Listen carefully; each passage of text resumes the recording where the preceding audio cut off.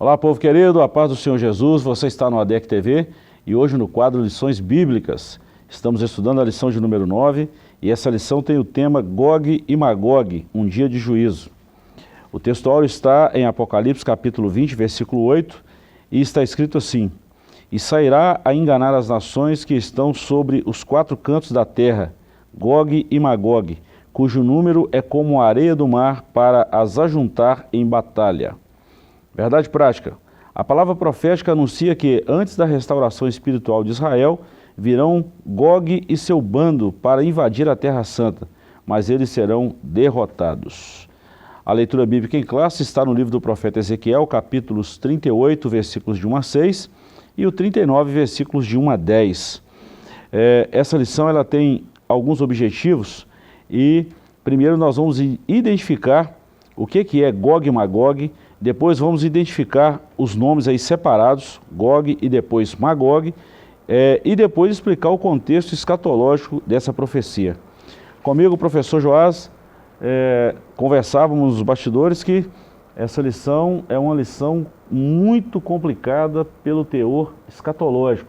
Na verdade, todo o livro de Ezequiel, mas essa lição especificamente, ela tem um teor assim, muito pesado e de uma linha de interpretação diversa e uma linha especulativa maior ainda, que é o que torna essa lição perigosa como um campo minado, tem que saber onde pisa.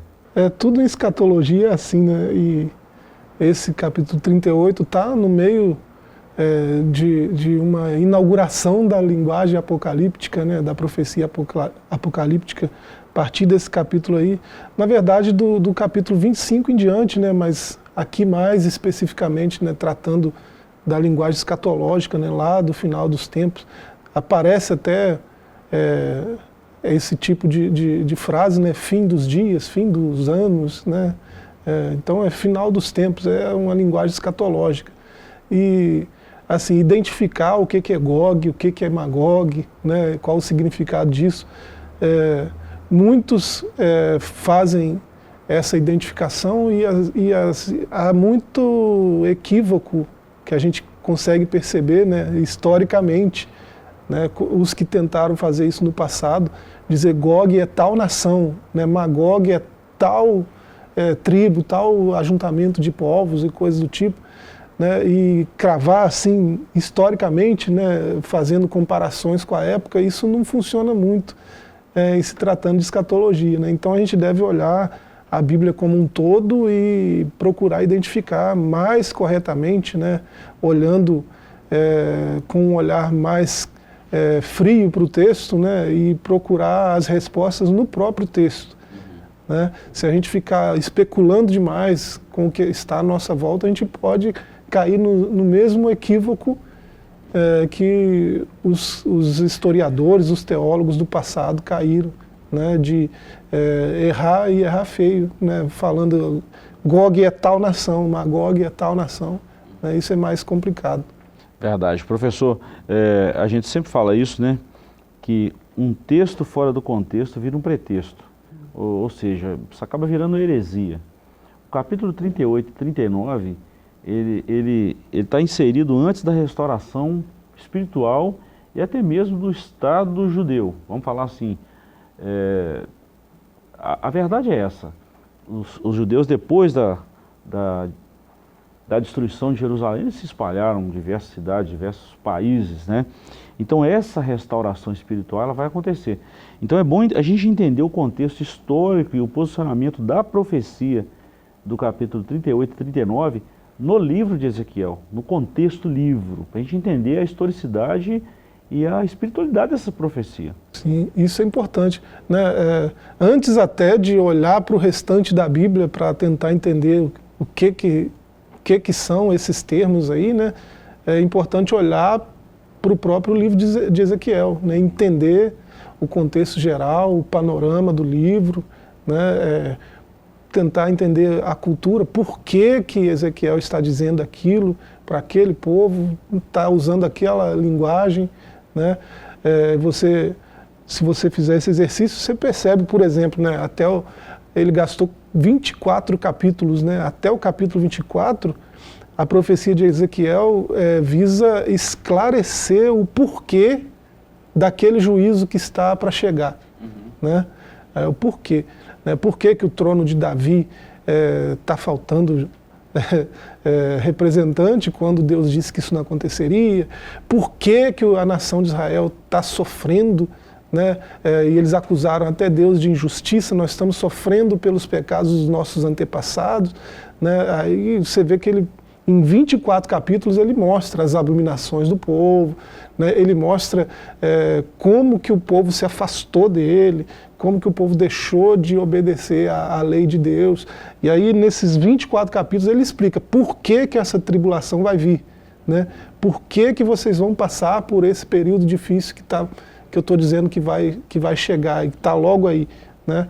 E aí, a partir do capítulo 25, ele começa a desenrolar já uma mensagem de esperança, né? Uma mensagem, vai acontecer isso, mas... Né? Aí você chega nessa altura aí, capítulo 38, 39, né?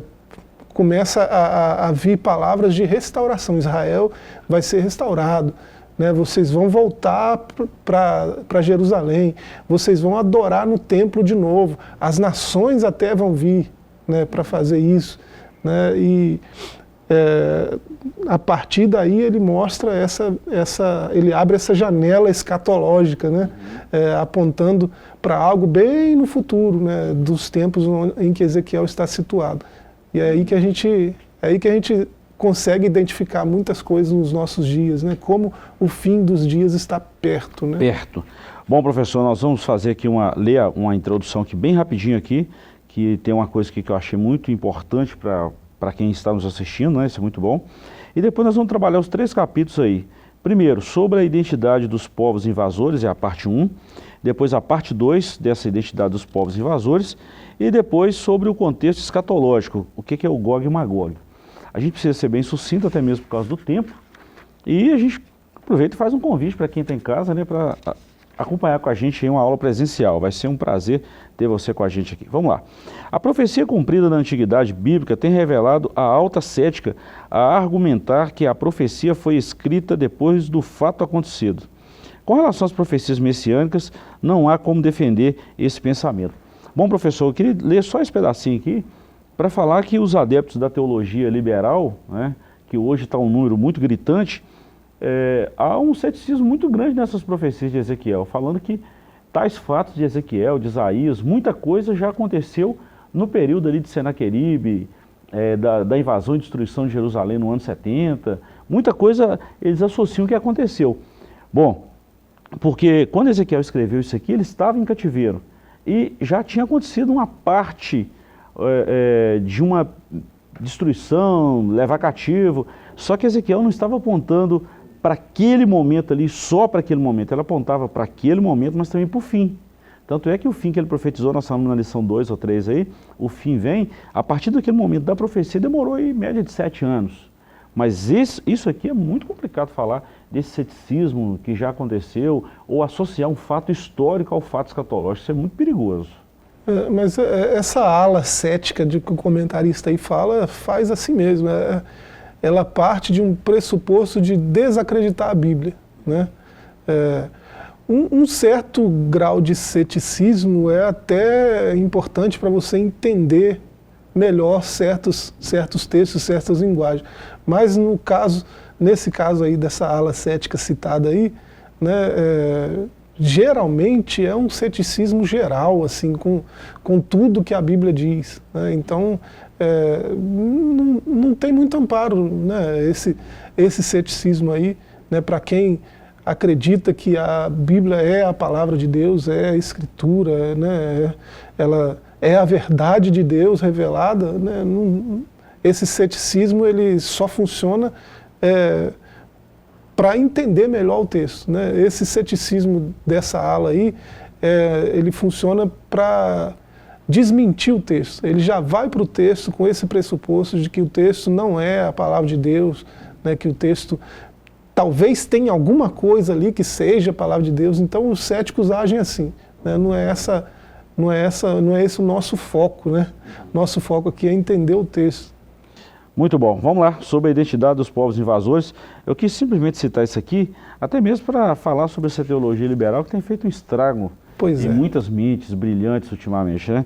E acaba desacreditando num fato que é real, verdadeiro e espiritual, que é a palavra de Deus. E acaba seduzindo alguns desavisados, né? Verdade. Que acaba entrando nessa onda aí e desacreditando tudo que lê na Bíblia, né? Falta de conhecimento é complicado. Vamos lá. Essa profecia envolve muitos nomes e alguns deles até aparecem enigmáticos, ou seja, são enigmas, a gente não consegue decifrar. O nosso desafio é identificar quem são hoje os povos que Ezequiel menciona na antiguidade. Então vamos lá. Os invasores. Aqui está a citação do capítulo 38, versículo 6 e 39, 2. A profecia deixa claro que essa invasão será para o fim dos anos, Ezequiel 38, 2. Também ele falou no fim dos dias, Ezequiel 38, 16. Depois da restauração do Estado de Israel, Ezequiel 38, 12. Isso significa que será antes da grande tribulação ou talvez até logo no início dela. Portanto, não é a mesma batalha do Armagedon em Apocalipse 16, 16. Vamos entender isso aqui um pouquinho, professor? Porque tem muita gente que pode pensar que o Gog e Magog de Ezequiel é o mesmo Gog e Magog lá de Apocalipse 16, que é aquela batalha final, lá depois do milênio. Mas isso aqui é um evento em que se trata da restauração do Estado de Israel, que hoje muitos não consideram o Estado de Israel como um Estado, né? O que eu penso que é, né? Eu penso que Ezequiel está falando dos mesmos povos que João está falando em Apocalipse, só que em momentos históricos diferentes. Em Apocalipse 20, a partir do verso 7, faz menção, né, desses mesmos povos aqui. Aí não é mais Apocalipse 16, não é mais aquela batalha do Armagedon e tal. Quando, porém, se completarem os 1000 anos, Satanás será solto da sua prisão e sairá a seduzir as nações que há nos 4 cantos da terra, Gog e Magog, a fim de reuni-las para a peleja. O número dessas é como a areia do mar.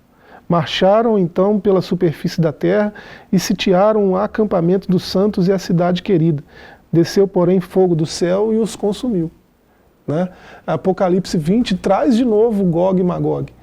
Né? Apocalipse 16, Gog e Magog. E Ezequiel 38, Gog e Magog. A linguagem é a mesma.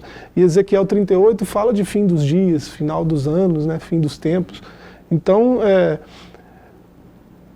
tanto Ezequiel quanto João estão falando dos mesmos povos, né? Das nações que se opõem a Israel. Né?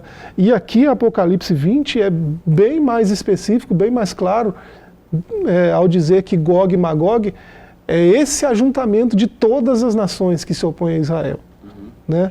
Então isso para mim é esclarecedor, porque você vê no contexto de Ezequiel aí, como a gente já viu no comentário da lição, né, isso ele está falando, né, de povos que vão se manifestar, né, em oposição a Israel nos últimos dias, depois da restauração do Estado de Israel.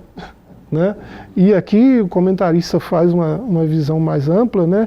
Ou no começo da grande tribulação, ou antes um pouco. Né?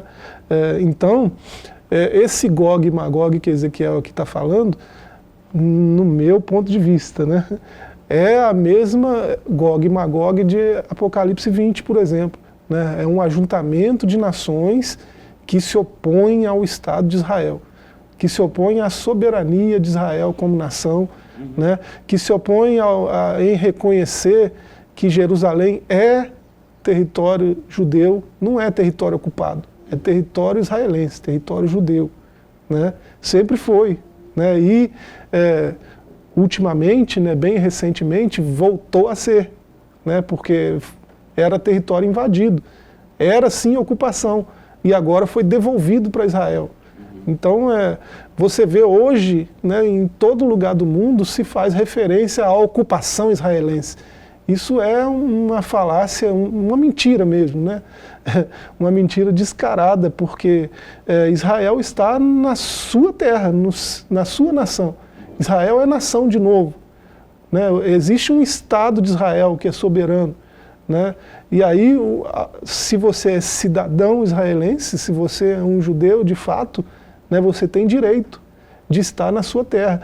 E desde que isso aconteceu, né, foi em 1948, né, 47, 48, desde que isso aconteceu, o Estado de Israel se levantou de novo, judeus estão voltando do mundo todo, cumprindo as profecias, né, de que eles seriam espalhados por todas as nações, mas que no final voltariam, né? E então você vê que o cumprimento dessas profecias, né, aponta para o fato de que o fim está mais próximo do que nunca, né? O final, esse cumprimento das profecias escatológicas, né, do tempo do fim mesmo, está mais próximo do que nunca nós vimos. Né? Então, voltando a frisar isso aí, para mim são as mesmas nações, né, lá de Apocalipse. Só que hoje elas não têm uma liderança, uma cabeça, né, não tem um corpo definido, né, mas estão aí. Você olha para todo lugar, tem nações se opondo ao Estado de Israel, né, tem nações fazendo referência a uma ocupação israelense que não é assim que as coisas são. Eu vou somar o que você falou aí, que no nosso auxílio teológico tem uma frase aqui, um texto, né? E o comentarista ele foi bem além, eu achei isso aqui fantástico, que Gog é o rei da terra de Magog. Então é o cabeça dessa rebelião toda aí. Deixa eu criar uma linha do tempo disso aqui, professor, antes da gente parar aqui e partir para o segundo bloco, né, do intervalo aqui. Mas deixa eu criar uma linha do tempo, que é o seguinte: o que acontece aqui na escatologia bíblica? Por mais que a gente estude, vem coisa nova, a gente precisa reestudar, precisa interpretar de novo, e é assim mesmo. Então, dentro da linha do tempo, Cristo arrebata a igreja, né? Daí a um tempo começa o período da grande tribulação, a aliança do anticristo com todas as nações, principalmente com a nação de Israel. Isso não vai ser da noite para o dia, isso vai demorar um tempo ali. Tanto é que em Daniel cita 1260 dias, em outro texto do mesmo Daniel fala ali de 1290. Um período ali de 30 dias pelo fato ali do anticristo tomar posse mesmo, fazer a tramitação toda legal, judicial, desse acordo. Então, quando Israel foi estabelecido como uma nação mesmo, e o Estado de Israel foi um Estado espiritual mesmo, e os judeus estiverem lá, é aqui que entra essa primeira parte dessa profecia, que as nações em volta, e ele cita aqui o reino do norte, as nações do norte, parte das da África, Ezequiel 38:5 fala isso, né? Essas nações vizinhas ali, os países do norte e a parte da África ali farão guerra, não concordando com esse Estado de Israel. Agora, esse acontecimento final, isso aí já é lá depois do milênio, que Satanás vai sair, e o João usa a mesma palavra de Ezequiel. Então são acontecimentos iguais, né? São acontecimentos diferentes, mas com a mesma nomenclatura e com o mesmo juízo. Agora, professor, e a gente fala só aqui que o foco aqui não é o Gog e Magog, o foco é o cuidado de Deus, porque Deus vai fazer juízo a essas nações. E eu quero citar 3 tópicos aqui, a gente encerra. Segundo Crônicas 20, primeiro cerco contra Jerusalém e Judá, queriam destruir, 3 nações queriam destruir. Depois, Ramã com Ester, queria aniquilar o povo judeu, e Deus também protegeu. E depois Senaqueribe, um antes só matou 185 mil assírios. Então essa guerra aí, essa revolução contra Israel, isso não é agora. E ainda mais agora que Israel está no auge, está no topo aí das informações, isso está muito perto dessas profecias. Então você percebe, essa oposição de Gog e Magog contra Israel, ela é mais antiga do que se imagina, né? Esses relatos que o senhor citou aí, né, demonstram esse espírito, né, de revolução contra a vontade de Deus, né?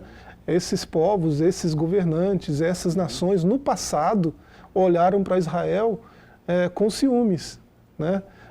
E assim, esse povinho aí não pode ser tão poderoso assim, né? Esse povinho aí não pode ser tão assim, né?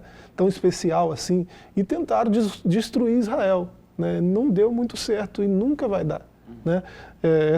Essa profecia de Ezequiel 38 e 39, Deus está dizendo, em outras palavras, é isso mesmo, né? Ainda que todas as nações do mundo se levantem em oposição contra Israel, Israel vai prevalecer, porque Israel é meu povo.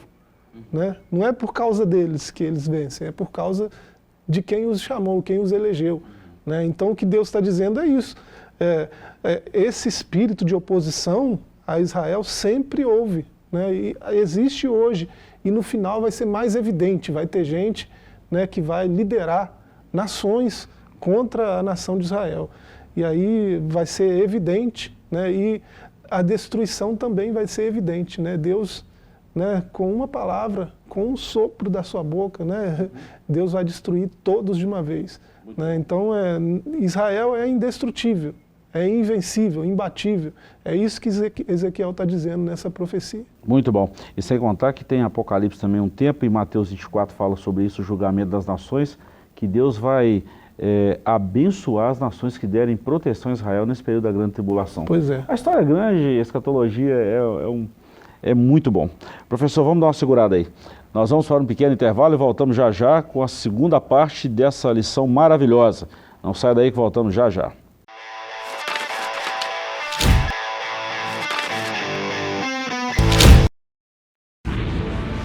Seja bem-vindo ao novo site da Assembleia de Deus Caratinga. Agora ele está completo para você acompanhar bem de perto tudo sobre nossa igreja. Nele você encontra um pouco de nossa história, onde nós estamos, nossos horários de cultos e endereços de nossas filiais. E ainda você poderá fazer seu pedido de oração, sua contribuição, acompanhar nossas notícias, entrar em contato conosco e muito mais. Mais uma forma de você acompanhar tudo o que acontece na Assembleia de Deus Caratinga, de onde você estiver. Acesse agora assembleiadedeuscaratinga.org. Uma verdadeira história de fé, renúncia, desafios e conquistas. Você irá se emocionar e extrair lições extraordinárias da biografia de um dos mais expressivos líderes do movimento pentecostal no estado de Minas Gerais. Recomendada por influentes líderes cristãos. Adquira agora mesmo Ari Coelho, um legado de fé, e descubra detalhes de uma história de vida que pode transformar a sua. Um produto com a qualidade CPAD.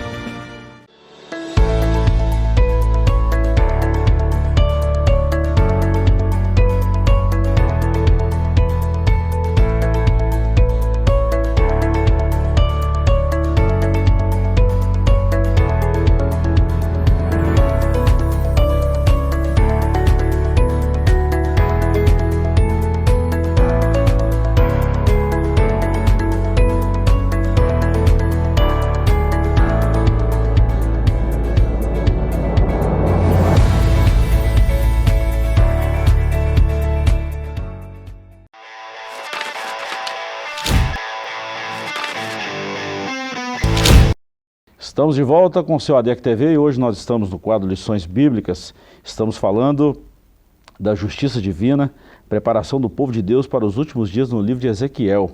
Você é o nosso convidado, está conosco em uma das nossas lições, onde estudamos geralmente aos domingos de 8 às 10, de forma presencial, né, professor? É isso aí. Essa lição de hoje, por exemplo, é uma lição bastante complexa, de muitos fatos escatológicos, muitas palavras novas para muita gente. Precisa de mais tempo, né, para ver algumas coisas com mais detalhe. Uma profecia dessa aqui, por exemplo, professor, se a gente for estudar o capítulo 38 e 39 de Ezequiel, né, nós vamos demorar meses e mais meses para estudar palavra por palavra, fazer uma exegese completa, porque a gente não pode tirar o texto do contexto. É o que muita gente faz e acaba falando besteira, né? Então é muito importante isso aí. Professor, alguma observação do que nós falamos no bloco anterior? Você quer reforçar alguma coisa aí ou está tranquilo? Tranquilo. Vamos lá então sobre a identidade dos povos invasores, é a parte 2, e a gente encerra falando sobre o contexto escatológico. É o nosso foco aqui, que é a justiça de Deus, a proteção, né? Eu repito mais uma vez que o foco da nossa lição não é descobrir quem é Gog e Magog, mas é ver, afirmar e reafirmar a justiça divina e a proteção de Deus. Isso é importante. Não interessa que nação, é bom saber, bom, mas tem coisa que está no anonimato ainda, e não convém, não é o tempo, né? Mas a justiça de Deus, a mão de Deus, a proteção de Deus, isso é real, professor, isso é que a gente precisa saber. Né? Vamos lá, ponto 1, Magog, ponto 2, Meseque e Tubal, e a coalizão de Gog e Magog. Magog é o nome de um descendente de Jafé, filho de Noé, que aparece em Ezequiel como um lugar. As fontes antigas incluem como os habitantes de Cáucaso, procedentes de Gomer. O historiador judeu Flávio Joséfo identifica Magog como os citas, um conjunto de etnias nômades que viviam na região do Mar Negro e do Mar Cáspio. Os citas aparecem no Novo Testamento juntamente com os bárbaros. Professor, isso aqui está muito ligado. Jafé é um dos filhos de Noé, né? O Sem, Cã e Jafé. Jafé é o mais novo. Ele habitou nas partes ali da Europa, né? Segundo a geografia bíblica, a parte ali da Turquia, porque a Turquia era dividida também, a Turquia oriental e ocidental. Mais ou menos naquela mediação ali do Mediterrâneo, o Mar Cáspio ali, no braço do Mar Cáspio ali, a localização geográfica. Mas é importante que Magog é um descendente de Noé, mas Ezequiel aqui está falando de uma região, né? Você vê que se você não admitir que houve um dilúvio universal, você não entende isso aí também, né? Mas houve um dilúvio universal, está descrito lá, né, no capítulo 8 de Gênesis, né? Pouquinho antes, pouquinho depois também. 6, 7, 8. E depois desse dilúvio, a terra foi repovoada, né? Dos descendentes de Noé. Você consegue olhar historicamente que deu origem aos povos da Ásia, né? Cã deu origem aos povos da África, né? E Jafé, da onde vem Magog, é um dos filhos de Jafé, né? Deu origem aos povos da Europa. Então, você pode olhar para a Bíblia e falar, não, Magog é da Europa. Então, deixa eu ver na Europa aqui quem que é Magog hoje. Ah, é a Rússia, né? Então, tem gente que faz essas ligações assim, pode fazer algum sentido em algum momento da história, né? E em outro momento não. Mas, quando você lê o texto bíblico de forma mais ampla, você vê que não está falando de um povo especificamente. Essa nomenclatura é como um adjetivo para qualquer povo, qualquer nação que se oponha ao Estado de Israel, né? Só ler o contexto do capítulo 38 você percebe isso. E Gog era um rubenita, né, filho de Semaías, que tem uma profecia, né, de que o príncipe de Ros, né, Gog seria alguém que teria esse governo dessas nações, né, de Magog, né? Então, na profecia de Ezequiel tem essa visão, né, de que Gog e Magog é um grupo de nações governado por um sujeito, né, que é denominado Gog aí, né? Se você for para a etimologia, né, Gog é algo que transcende, algo que encobre, e é a palavra hebraica para montanha, né? Gog é montanha. Magog é terra de montanhas, né? Então, a referência é clara a alguma região, né? Possivelmente lá na Europa ou no norte da África. A referência é de uma região montanhosa, né? E teve homens que geraram nações que tiveram esse nome, Gog, Magog, né? Então, não é difícil, né, você olhar para um povo, olhar para um estado, um país e falar, esse aqui é Gog, esse aqui... Não é difícil fazer isso. Mas será que era essa a intenção do autor bíblico? Né? Para mim, parece que não, né? Para mim, me parece que é uma nomenclatura de um adjetivo a qualquer nação, qualquer ajuntamento de nações que se oponha ao Estado de Israel. É muito bom quando você fala do objetivo central, ou daquele tema, do foco da palavra de Deus, e a palavra de Deus, ela sempre vai no foco. E o foco aqui da profecia de Ezequiel é mostrar a restauração de Israel e a perseguição dessas nações vizinhas ali contra essa restauração. O foco é esse. E o grande livramento de Deus para a nação. Então Gog e Magog tinha que aparecer na história para mostrar essa perseguição, mas o foco aqui não são eles, o foco é Israel e o livramento, a mão de Deus, e o juízo de Deus sobre essas nações. É isso que é interessante, né? Deus já avisa de antemão, né, o que vai acontecer com quem se opor à sua própria vontade, né? Ele é soberano sobre tudo que ele criou, né? E somos todos criação dele, né? Tudo que se vê por aí é obra das suas mãos, né? Então, ele governa sobre tudo a seu modo, né? Ele é soberano sobre tudo. E ele já estava avisando que o sofrimento que Israel passaria, né, era algo que ele permitiria acontecer.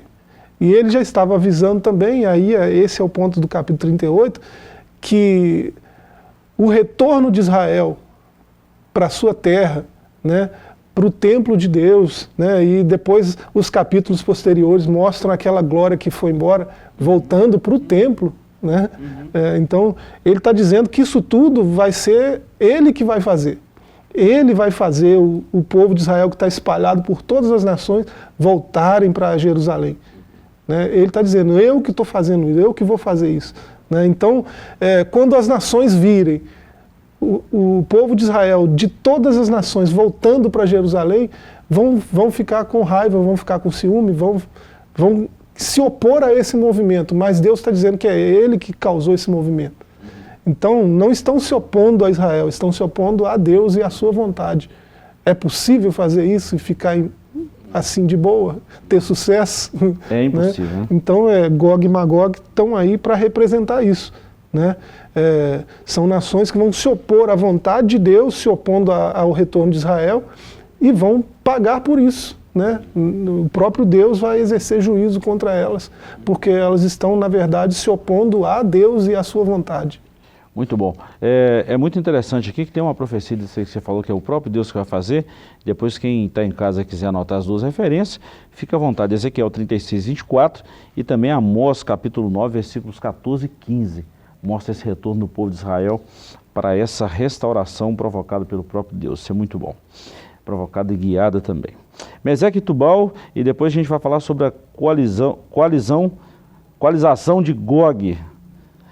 Tubal e Meseque são dois dos 7 irmãos dos filhos de Jafé, filho de Noé. Filhos de Jafé são Gomer, Magog, Madai, Javã, Tubal, Meseque e Tiras.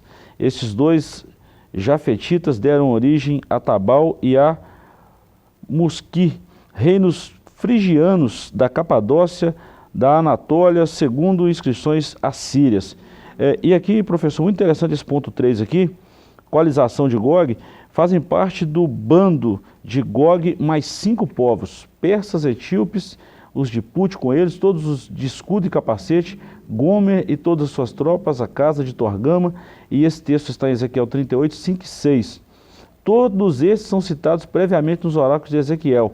Isso já está antes, Ezequiel 27, versículo 10 e também 30, versículo 5.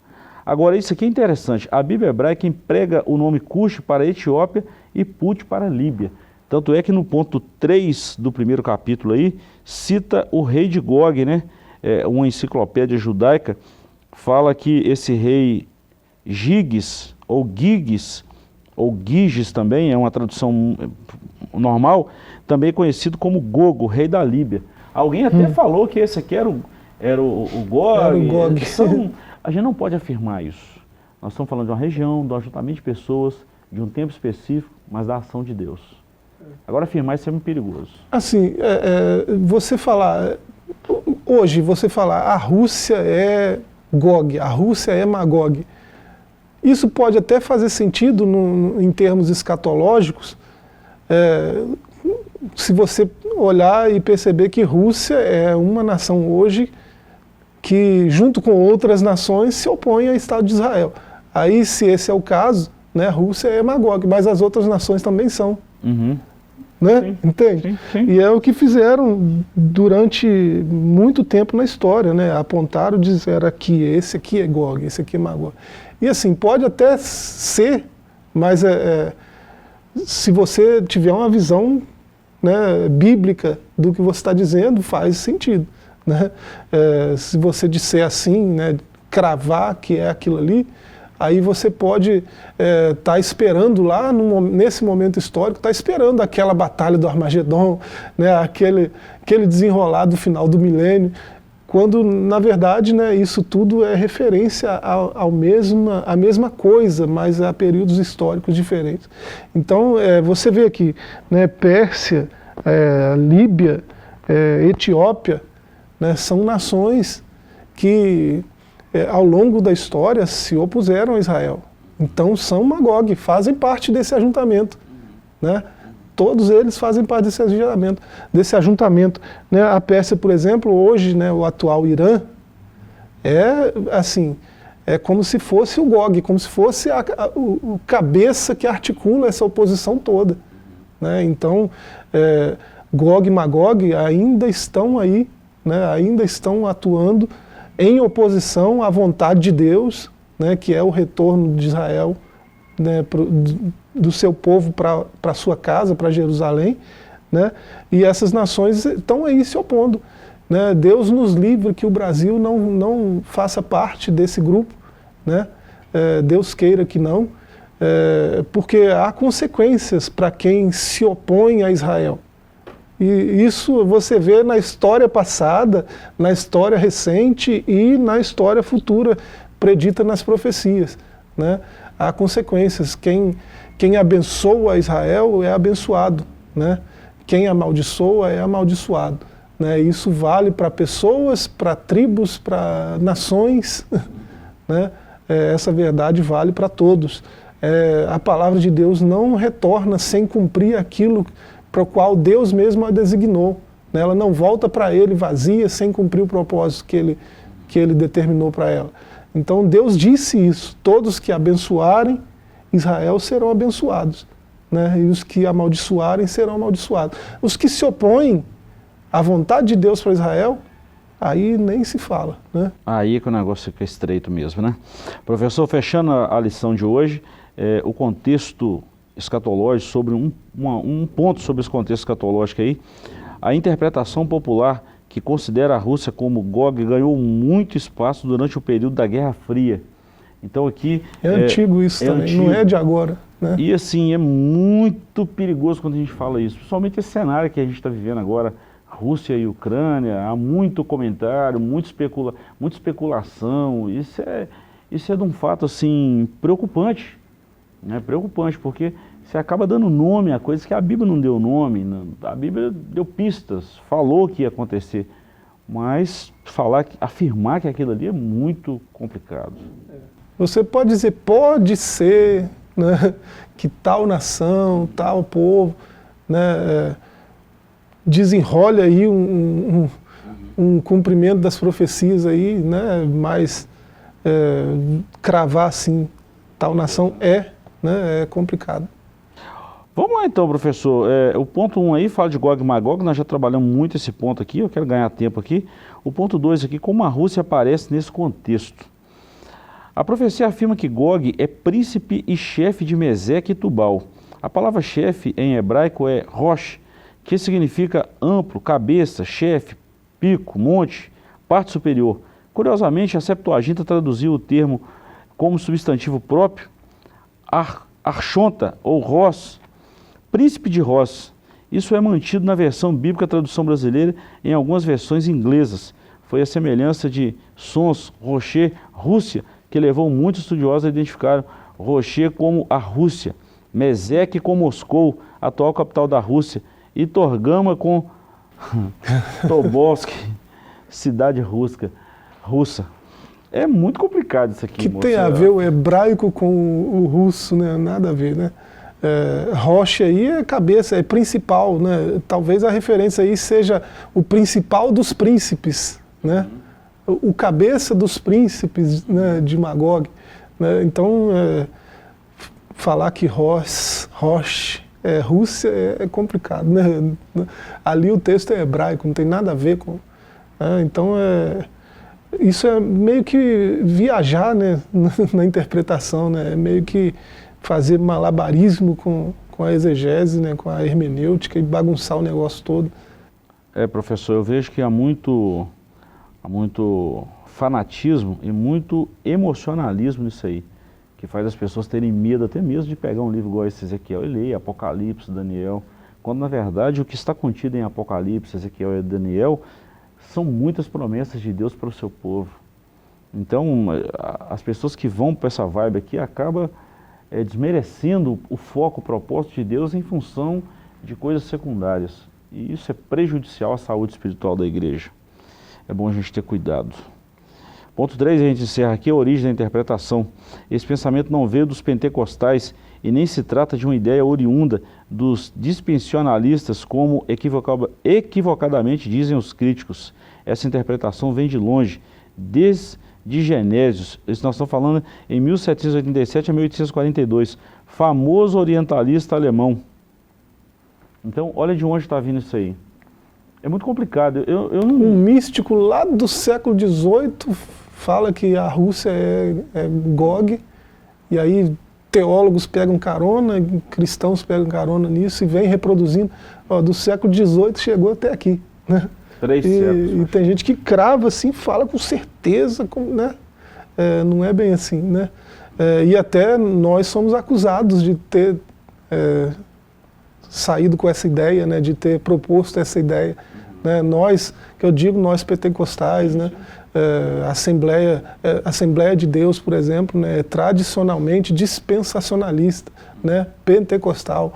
Né? Então isso não é uma doutrina nossa, né? Isso é algo que vem do misticismo lá do século XVIII e vem se arrastando até aqui, né? E tem encontrado eco em todo o meio cristão, né? Não só no meio pentecostal. Porque é muito bonito você dar nome hoje, né? É muito bonito já afirmar, já falar que vai ser assim.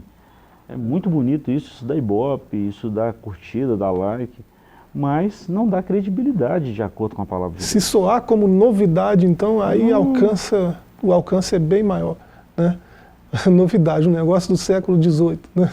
Se soar como, se você falar de um jeito que pareça novidade, aí a coisa estoura, né? Professor, a gente vai encerrar por aqui, mas deixa eu repetir um negócio aqui que eu falei no bloco anterior, e a gente encerra aqui falando o seguinte: Deus, Ele livrou o seu povo em muitas vezes na história bíblica, na história do povo de Deus. Isso eu falo como Israel, né? O Israel de Deus, a nação de Israel e também a igreja. Mas tratando de Israel, eu vou falar de novo esses 3 episódios. 2 Crônicas 20, quando Deus livra Josafá de 3 nações. Depois, a época de Esther e Mardoqueu, seu tio, né? Foi criada por ele. E Ramã, ele quis destruir, ele fez um plano lá para destruir. E depois, na época de Senaqueribe, que invadiu, sitiou Judá e em uma só noite um anjo matou 185.000 soldados. O foco aqui não é... O Gog e Magog é importante, mas não é o foco. O foco é o cuidado de Deus para o seu povo e a justiça dele para aqueles que se levantam contra o seu povo. O foco da lição é esse. O que Deus está dizendo é: com o meu povo trato eu. Né? Em outras palavras é isso. Deixa o meu povo, que é problema meu. Deixa comigo, que eu sei agir. Né? Eu sei a hora de corrigir, eu sei a hora de restaurar. Né? Então, deixa o povo de Deus com Deus. Né? Quem se opõe ao povo de Deus está se opondo ao próprio Deus. E aí, isso não é coisa muito inteligente de se fazer. Não vai dar bom não, vai dar ruim. Nós queremos te agradecer pela companhia, espero que a gente tenha esclarecido alguns pontos, mas se tivesse ficado alguma dúvida, faça-nos uma visita, esteja conosco em uma das nossas lições, de forma presencial, em qualquer uma das nossas igrejas, de 8 às 10 da manhã dos domingos. Deus te abençoe, fiquem todos com Deus e voltaremos na próxima semana, se Deus nos permitir. Até mais.